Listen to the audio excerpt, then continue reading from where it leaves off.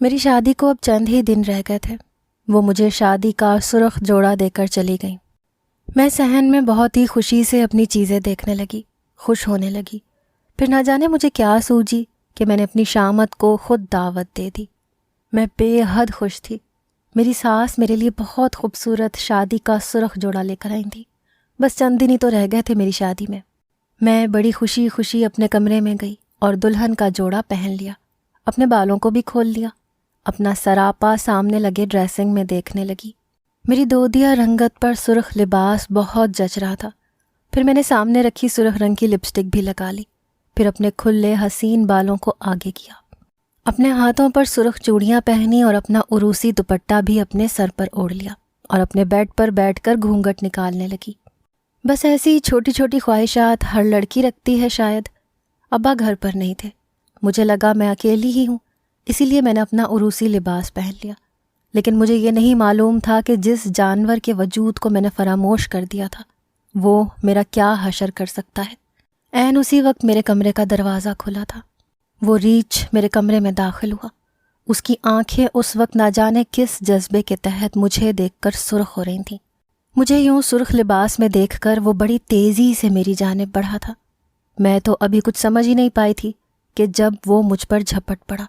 ایک چیخ میرے منہ سے برآمد ہوئی اور اس ریچھ نے میرے کپڑے۔ میں 12 سال کی تھی جب ابا ایک ریچھ کو گھر لے آئے۔ میرے ابا پہلے بندر کا تماشا لوگوں کو دکھاتے تھے، یہی میرے باپ کا کمائی کا ذریعہ تھا۔ لیکن ابھی چند دن پہلے میرا پیارا سا بندر مر گیا تھا۔ میں بہت روئی تھی اس کے مرنے پر۔ 3 دن مجھے اس بندر کی جدائی میں بخار چڑھا رہا۔ ابھی بھی اماں میری منت سماجت کر کے مجھے کھانا کھلا رہی تھیں جب ابا گھر میں ریچھ کو لے آئے تھے۔ سیاہ رنگت والا، موٹے بھدے، بے ڈھنگے وجود کا وہ بن مانس قسم کا ریچھ دیکھ کر میں تو ڈر کر اماں کے پیچھے چھپ گئی تھی۔ وہ بھی مجھے ہی دیکھ رہا تھا، یک ٹک بنا آنکھیں جھپکائے۔ میری ماں کہنے لگی، کمالے یہ کس سے اٹھا لایا ہے؟ تو بندر لینے گیا تھا۔ اس بھاری بھرکم وجود والے ریچھ کو دیکھ کر اماں بھی کچھ گھبرا گئی تھی، جو قد کاٹھ میں اگر کھڑا ہو جاتا تو ابا سے بھی بڑا لگتا۔ ابا کہنے لگے کہ آج کل لوگ بندر کا تماشا اتنے شوق سے نہیں دیکھتے جتنا ریچھ کا دیکھتے ہیں۔ پھر یہ مجھے سستا مل گیا ہے اور پہلے سے کرتب بھی سیکھا ہوا ہے، مجھے اس پر محنت بھی نہیں کرنی پڑے گی۔ ابا کی بات پر اماں حیران ہوئی تھی، کہنے لگی اس کے مالک نے اتنا سستا کیوں دے دیا پھر؟ ابا کہنے لگے کہ یہ تو مجھے نہیں معلوم، بس کہہ رہا تھا کہ ویسے تو یہ ریچھ بہت اچھا ہے، لیکن بس اس میں ایک برائی ہے، حسین عورت کو سرخ رنگ میں دیکھ لے تو بدک جاتا ہے۔ ابا کی یہ بات سن کر میری ماں کی رنگت اڑی تھی، کہنے لگی، کمالے پھر تو اسے کیوں اٹھا لایا ہے؟ اگر یہ تماشے کے درمیان بدک گیا تو کون سنبھالے گا اسے؟ میری ماں کی بات پر ابا مطمئن تھے، کہنے لگے میرے پاس اس کا بھی حل ہے، میں اسے کالا چشمہ پہنا دوں گا تاکہ اسے ہر عورت کالی لگے۔ میری ماں اس بات سے مطمئن نہیں ہوئی، کہنے لگی اسے تو گھر پہ رکھے گا، اگر یہ ہمیں نقصان پہنچا دے تو؟ اماں کا خوف اپنی جگہ بجا تھا۔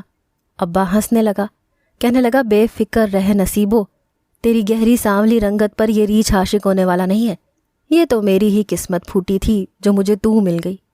میرے ابا میری ماں کی رنگت کا یوں ہی مذاق اڑاتے تھے، حالانکہ میرے ماں باپ دونوں ہی گہری رنگت کے مالک تھے، لیکن میں نہ جانے کس پر چلی گئی تھی۔ میری رنگت دودھ جیسی سفید تھی۔ اس وقت میں کم عمر تھی، شاید اس لیے میرے باپ کو میرا خیال ہی نہیں آیا کہ حسین تو میں بھی ہوں، یا شاید میری قسمت خراب تھی۔ جب ابا اس ریچھ کو گھر کے صحن میں کرتب سکھاتے تو وہ بہت جلد ابا کی بات سمجھ کر ویسے ہی کرنے لگتا جیسے ابا اسے کہتے۔ وہ بے شک ایک جانور تھا، لیکن سمجھ بوجھ اچھی رکھتا تھا۔ جیسے جیسے وقت گزرتا گیا میں اس ریچھ سے اور وہ مجھ سے مانوس ہونے لگے۔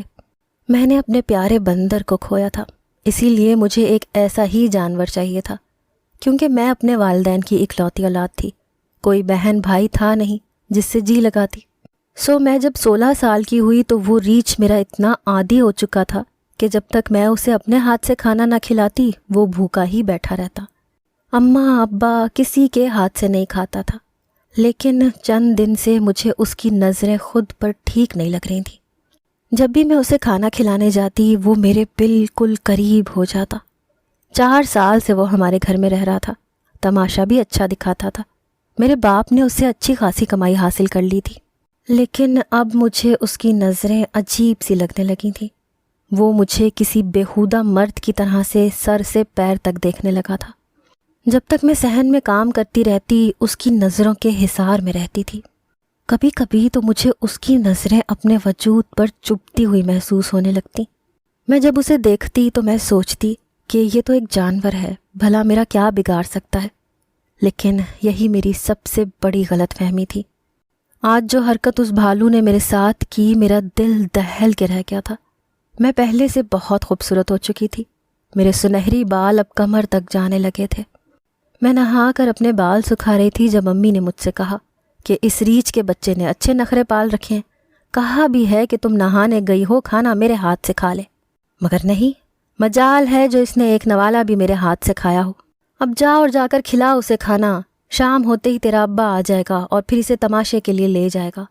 میں تولیے سے اپنے بال خشک کر رہی تھی۔ اماں کی افراتفری مچانے پر کھلے بالوں سے ہی باہر آ گئی۔ اس بھالو کے لیے ایک تسلے میں کچی مچھلیاں رکھی تھیں۔ میں نے وہ اٹھائیں اور بھالو کے پاس چلی گئی۔ وہ مجھ سے ناراض تھا کیونکہ کھانا وہ میرے ہاتھ سے ہی کھاتا تھا، اسی لیے رخ موڑے منہ پھلائے بیٹھا تھا۔ مجھے پتا تھا کہ وہ اپنی ناراضگی کا اظہار کر رہا ہے۔ میں نے اسے پکارا تو اس نے چور نظروں سے مجھے دیکھا، لیکن جب مجھے دیکھا تو آنکھیں جھپکنا بھول گیا۔ میں اس کے پاس گئی، پیار سے اس کے سر پر ہاتھ پھیرا۔ وہ مجھے بے خود سا ہو کے دیکھ رہا تھا۔ میں نے اسے ہاتھ سے مچھلی کھلائی۔ جب تک وہ کھاتا رہا مجھے ہی دیکھتا رہا۔ جیسے ہی میں خالی تسلا واپس لے کر جانے لگی تو اس نے میرا بازو پکڑ لیا اور مجھے اپنی جانب بڑی زور سے کھینچا۔ اگلے ہی پل بے ساختہ میں اس کے پہلو سے جا لگی۔ وہ مجھے اپنی دونوں بازوؤں کے حصار میں لے چکا تھا۔ میں تو اس کی اس جرت کے بارے میں سوچ بھی نہیں سکتی تھی۔ وہ بہت نرمی سے میرے بالوں کو سہلا رہا تھا۔ میرا پورا وجود کرنٹ کی مانند کانپا تھا۔ میں جھٹ سے اس سے پیچھے ہٹی تھی اور وہاں سے واپس باورچی خانے میں آ گئی۔ چند لمحوں کا کھیل تھا، لیکن مجھ پر تو جیسے خوف سے لرزہ سا طاری ہو گیا تھا۔ اس بھالو کے بھدے وجود کا لمس اور کالے بے تحاشا بالوں میں اپنا نازک وجود، میں جھرجھری سی لے کر رہ گئی تھی۔ لیکن میں کہاں جانتی تھی کہ جس کی لمحہ بھر کی سنگت نے مجھے کانپنے پر مجبور کر دیا ہے، وہ میرے ساتھ کیا کرنے والا ہے۔ لیکن اس دن کے بعد سے مجھے اس ریچھ سے خوف سا آنے لگا تھا۔ میں اب وہ کھانے کا تسلا وہیں اس کے قریب رکھ کر واپس چلی جاتی تھی۔ وہ بھالو کسی سے کچھ نہیں کہتا تھا۔ ابھی تک وہ ایک بے ضرر جانور کی مانند 4 سال ہمارے ساتھ رہا تھا۔ پہلے پہل تو ابا اسے زنجیر سے باندھ کر صحن کے ایک کونے میں بٹھا کر اس کی زنجیر کو لوہے کے کڑے کے ساتھ تالا لگا دیتے تھے تاکہ وہ بھاگنے کی یا نقصان پہنچانے کی کوشش نہ کرے۔ لیکن جب اس بھالو نے کسی کو کچھ بھی نقصان نہیں پہنچایا تو ابا نے اسے آزاد چھوڑ دیا تھا، اور اب تک اس نے ہمیں کچھ نہیں کہا تھا۔ جہاں اس کی جگہ بنی ہوئی تھی وہ خاموشی سے وہیں بیٹھ جاتا تھا۔ صحن میں کچن بنا ہوا تھا اور کمروں کی کھڑکیاں دروازے بھی صحن میں ہی تھے۔ ایک رات مجھے یہ لگا کہ جیسے میرے کمرے کی کھڑکی پر ایک کالا سا سایہ ہے۔ میں کمرے میں گھپ اندھیرا کر کے سوتی تھی۔ گہری نیند کے باوجود مجھے اپنے وجود پر ایک تیزی سی محسوس ہو رہی تھی۔ میرے اندر اس قدر بے چینی سی پیدا ہوئی کہ میری آنکھ کھل گئی۔ جب میری نظر کمرے کی کھڑکی پر پڑی تو مجھے ایک کالا سایہ سا نظر آنے لگا۔ میں تو اسے دیکھ کر ڈر گئی۔ اس وقت ہمارے گھر پر کون آ سکتا ہے؟ کہیں کوئی چور؟ پہلا خیال مجھے یہی آیا تھا، لیکن پھر مجھے خیال آیا کہ ہمارے گھر میں تو ریچھ موجود ہے، کون ہوگا جو ریچھ کے ہوتے ہوئے ہمارے گھر میں آ سکے؟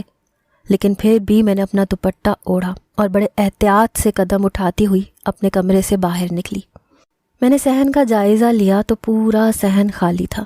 بھالو بھی اپنی جگہ پر لیٹا ہوا تھا۔ مجھے لگا یہ میرا وہم ہے، لیکن ایک خیال مجھ پر یہ بھی گزرا کہ شاید جیسے وہ ریچھ ہی مجھے میری کھڑکی سے دیکھتا ہے، کیونکہ میں نے جو سایہ دیکھا تھا وہ حجم میں اس بھالو جیسا ہی تھا۔ مگر میں نے اس خیال کو جھٹک دیا۔ ایک بار میں کالج سے واپس آ رہی تھی، اپنے گھر کے قریب تھی، جب ہمارے محلے کے ایک لوفر سے لڑکے نے مجھے دیکھ کر سیٹی بجائی۔ جیسے ہی میری اس پر نظر پڑی وہ مجھے آنکھ مارنے لگا۔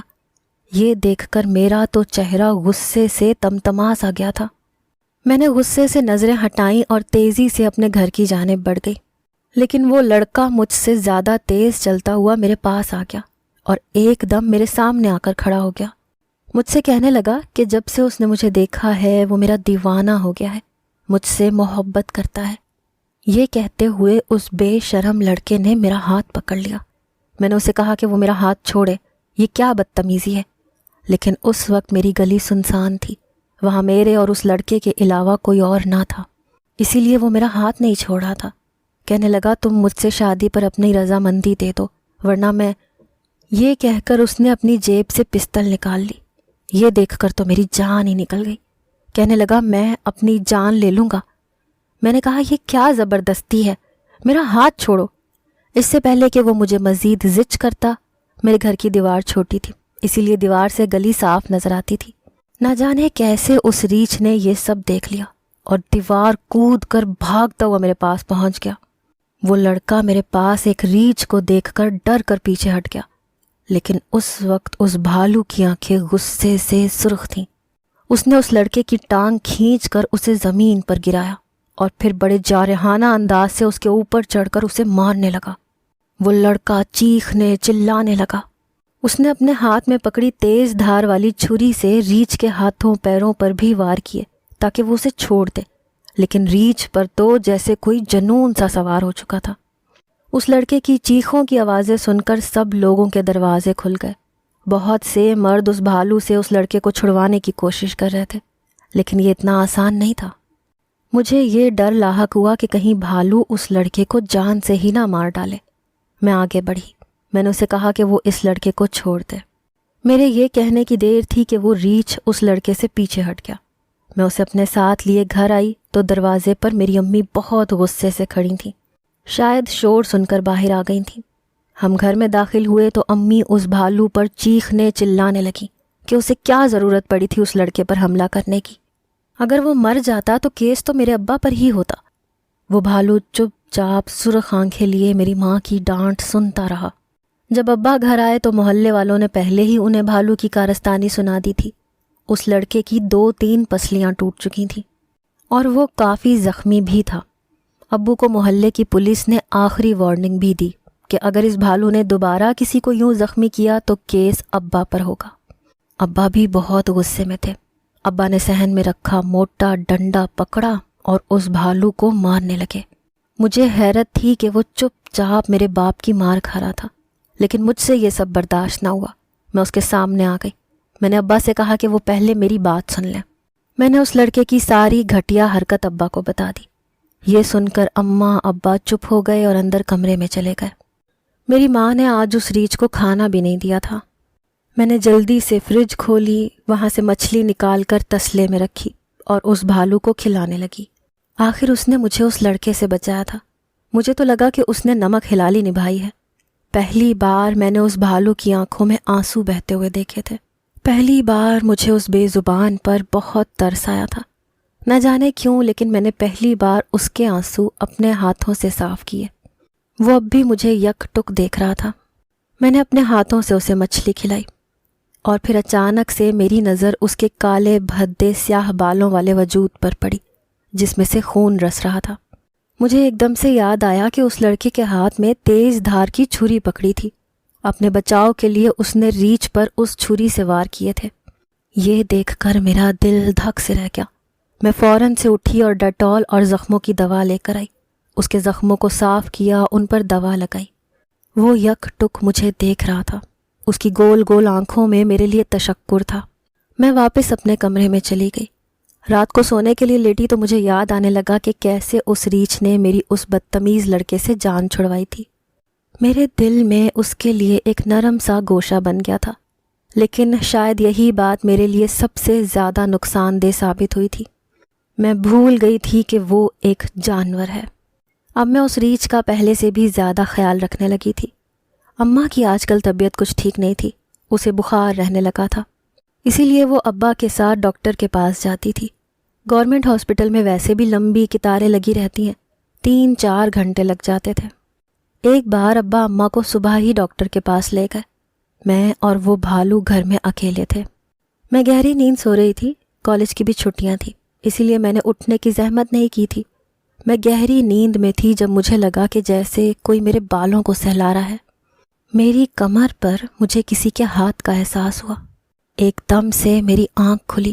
میں نے پلٹ کر دیکھا تو سامنے وہی ریچھ تھا جو اس وقت میرے بہت قریب تھا۔ میں ایک دم سے پیچھے ہٹی اور اٹھ کر بیٹھ گئی۔ آج تک اس ریچھ نے ایسی جرت نہیں کی تھی کہ میرے کمرے میں گھس آئے۔ اس کی آنکھوں میں اس وقت میرے لیے کیا تھا میں سمجھ نہیں پائی، لیکن مجھے اس سے خوف سا محسوس ہو رہا تھا۔ میں بیڈ کی دوسری جانب سے نیچے اتر گئی۔ میں نے اس سے کہا کہ تم میرے کمرے میں کیوں آئے ہو؟ جاؤ باہر۔ وہ میری بات سمجھتا تھا اور اشاروں سے اپنی بات بھی سمجھا دیتا تھا۔ میری بات سن کر وہ کمرے سے باہر نہیں گیا بلکہ میرے پاس آ گیا۔ میرے پاؤں کے پاس پہنچ کر اپنی زبان سے میرے پاؤں چاٹنے لگا۔ میرا دل اچھل کر حلق میں آیا تھا۔ وہ یہ کیا کر رہا تھا؟ وہ چونکہ ایک تماشائی ریچھ تھا اسی لیے اپنی حرکات و سکنات سے اپنی بات سمجھانا جانتا تھا۔ مجھے اپنے بھرے ہوئے زخم دکھانے لگا جیسے میرا شکریہ ادا کر رہا ہو۔ پھر وہ کمرے سے باہر چلا گیا۔ میں اس وقت اپنا سانس روک کے کھڑی تھی۔ جیسے ہی وہ کمرے سے باہر نکلا تو میری جان میں جان آئی۔ میں سوچ چکی تھی کہ جیسے ہی ابا آئے گا تو کہہ دوں گی کہ اس ریچھ کو دوبارہ سے زنجیر پہنا کر جایا کریں، لیکن میں نہیں جانتی تھی کہ اس سے پہلے ہی مجھ پر قیامت برپا ہو جائے گی۔ گھر کے دروازے پر دستک ہوئی۔ میں نے جیسے ہی دروازہ کھولا میرا باپ روئے جا رہا تھا۔ میں یہ دیکھ کر حیران پریشان سی ہو گئی۔ میں نے دیکھا تو اماں ابا کے ساتھ نہیں آئی تھیں۔ میں نے کہا ابا اماں کہاں ہیں؟ اسے اپنے ساتھ لے کر کیوں نہیں آئے؟ ابھی میں پوچھ ہی رہی تھی کہ ایک ایمبولینس وہاں پر آ کر رک گئی۔ میری ماں ہاسپٹل گئی تو اپنے پیروں پر تھی، لیکن واپس ان کا مردہ وجود آیا تھا۔ ڈاکٹر نے میری ماں کو ایک غلط انجیکشن لگا دیا تھا جس کے ریئیکشن سے وہ تڑپ تڑپ کر وہیں دم توڑ گئی تھیں۔ یہ سن کر تو میں وہیں گر کر بے ہوش ہو گئی۔ مجھ سے اپنی ماں کا صدمہ برداشت نہیں ہو رہا تھا۔ بار بار مجھ پر غشی طاری ہو رہی تھی۔ 4-5 دن ایسے ہی گزر گئے تھے۔ میرا رو رو کر برا حال تھا۔ میرے والد ہی مجھے سنبھال رہے تھے۔ ہمارا گھر تو جیسے ماں کے بغیر بکھر کے رہ گیا تھا۔ اس صدمے کے باوجود بھی مجھے اپنا گھر تو سنبھالنا ہی تھا، اسی لیے اب گھر پر میں ہی ہوتی تھی۔ میرے ابا بھی اداس سے ہو گئے تھے۔ وہ ریچھ بھی اپنی جگہ چپ تھا۔ ابا بھی اب بیمار رہنے لگے تھے، اسی لیے انہیں میری شادی کی فکر لگ گئی۔ چند دن بعد ہی مجھے ایک عورت دیکھنے آئی۔ اسے میں فوراً سے پسند بھی آ گئی۔ میرا رشتہ پکا ہو گیا۔ میرے والد نے اس عورت سے کہا کہ وہ میری شادی جلد از جلد کرنا چاہتے ہیں۔ وہ بھی ایسی ہی خواہش رکھتی تھی۔ سامنے صحن کے کونے میں بیٹھا وہ ریچھ ساری باتیں بڑی توجہ سے سن رہا تھا۔ 1 ماہ بعد کی تاریخ طے ہو چکی تھی۔ میرے باپ کے پاس جو جمع پونجی تھی وہ اس نے میرے جہیز کی چیزیں لانے میں لگا دی۔ میں نے ایک بات نوٹ کی تھی کہ وہ ریچھ اب ٹھیک سے کچھ بھی کھا پی نہیں رہا تھا۔ اب تو ابا جب اسے کام کے لیے جانے کا کہتے تو وہ نفی میں سر ہلانے لگتا۔ ابا اسے گھسیٹ کر باہر نکالنے کی کوشش کرتے تو وہ اپنی جگہ جم کر کھڑا رہتا۔ مجھے سمجھ نہیں آ رہی تھی کہ وہ ایسا کیوں کر رہا ہے۔ ابا اب اسے ڈنڈے مار مار کر اپنے ساتھ لے کر جاتے تھے۔ نہ جانے وہ کیوں اس قدر پریشان کرنے لگا تھا۔ ایک بار ابا میرے جہیز کا سامان لینے گئے تو اس وقت میں اس ریچھ کو کھانا ہی کھلانے کی کوشش کر رہی تھی، لیکن وہ کھانے سے منہ پھیر رہا تھا۔ اسی وقت دروازے پر دستک ہوئی۔ مجھے لگا میرے ابا آ گئے ہوں گے، لیکن میری ساس آئی تھی۔ میری شادی کو اب بس چند دن ہی رہ گئے تھے۔ وہ مجھے شادی کا سرخ جوڑا دے کر چلی گئی۔ میں صحن میں ہی بہت خوشی سے اپنی چیزیں دیکھنے لگی، خوش ہونے لگی۔ پھر نہ جانے مجھے کیا سوجھی کہ میں نے اپنی شامت کو خود دعوت دے دی۔ میں اپنے کمرے میں گئی اور دلہن کا وہ سرخ جوڑا پہن لیا، اپنے بالوں کو بھی کھول لیا، اپنا سراپا سامنے لگے ڈریسنگ میں دیکھنے لگی، پھر سامنے رکھی سرخ رنگ کی لپسٹک بھی لگا لی، پھر اپنے کھلے حسین بالوں کو آگے کیا، اپنے ہاتھوں پر سرخ چوڑیاں پہنی اور اپنا عروسی دوپٹہ بھی اپنے سر پر اوڑھ لیا اور اپنے بیڈ پر بیٹھ کر گھونگھٹ نکالنے لگی۔ بس ایسی چھوٹی چھوٹی خواہشات ہر لڑکی رکھتی ہے۔ ابا گھر پر نہیں تھے، مجھے لگا میں اکیلی ہی ہوں، اسی لیے میں نے اپنا عروسی لباس پہن لیا۔ لیکن مجھے یہ معلوم نہیں تھا کہ جس جانور کے وجود کو میں نے فراموش کر دیا تھا وہ میرا کیا حشر کر سکتا ہے۔ عین اسی وقت میرے کمرے کا دروازہ کھلا تھا۔ وہ ریچھ میرے کمرے میں داخل ہوا۔ اس کی آنکھیں اس وقت سرخ ہو رہی تھیں۔ مجھے یوں سرخ لباس میں دیکھ کر وہ بڑی تیزی سے میری جانب بڑھا تھا۔ میں تو ابھی کچھ بھی سمجھ نہیں پائی تھی جب وہ مجھ پر جھپٹ پڑا۔ ایک چیخ میرے منہ سے برآمد ہوئی۔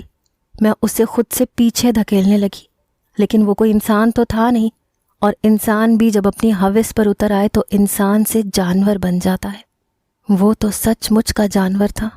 سرخ رنگ میں مجھے دیکھ کر وہ پاگل ہو چکا تھا۔ میں چیخنے چلانے لگی، لیکن اس وقت میری پکار سننے والا شاید کوئی نہ تھا۔ ایسا تصور بھی کسی لڑکی کے لیے سہانے روح ہوگا، لیکن جو کچھ میں نے خود پر جبر کیا تھا، میرا دم گھٹ رہا تھا۔ مجھے لگا میری موت واقع ہو جائے گی، لیکن میرے پورے وجود پر گہری کھرونچیں پڑ چکی تھیں۔ میرا چہرہ بگڑ گیا تھا، بال بری طرح سے بکھر چکے تھے۔